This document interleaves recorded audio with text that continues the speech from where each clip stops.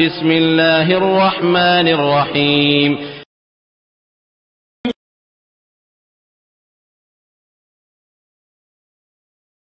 ওয়ালাইকুম আসসালাম ওয়া রাহমাতুল্লাহি ওয়া বারাকাতুহু।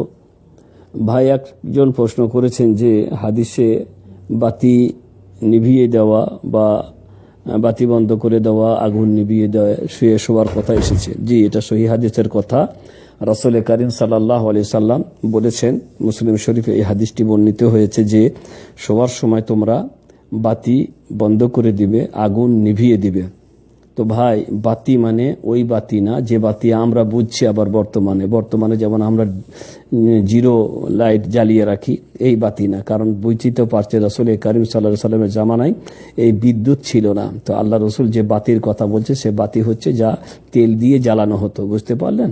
সামান্য তেল রাখা হতো একটা বাটির মধ্যে, সেই বাটিতে একটা কাপড় ধরিয়ে দেওয়া হতো, ওই কাপড়টা জ্বলতো, ওই তেলটা টেনে টেনে জ্বলতো। যা আমরাও দেখেছি আমাদের ছোটবেলাতে বাড়িতে লম্ফ, হারিকেন এখনো আছে বহু বাড়িতে, বহু জায়গাতে যেখানে লম্ফ বা হারিকেন ব্যবহার করা হয়। বুঝতে পারলেন?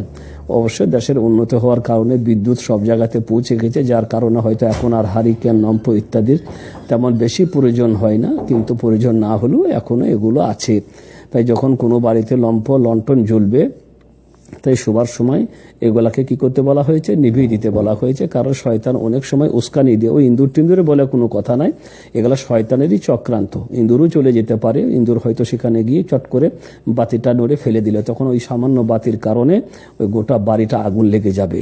তো এগুলা বলা হচ্ছে সতর্কতা, আগুনের ভয় আছে, আগুন লেগে যেতে পারে, এরকম ভয়ের কারণে বলা হচ্ছে আর কি। তো বাতি মানে ওই বাতি না যে বাতি আমরা মনে করছি, ওই বাতি না, যে বাতি দিয়ে আগুন লেগে যেতে পারে গোটা বাড়িতে আর কি।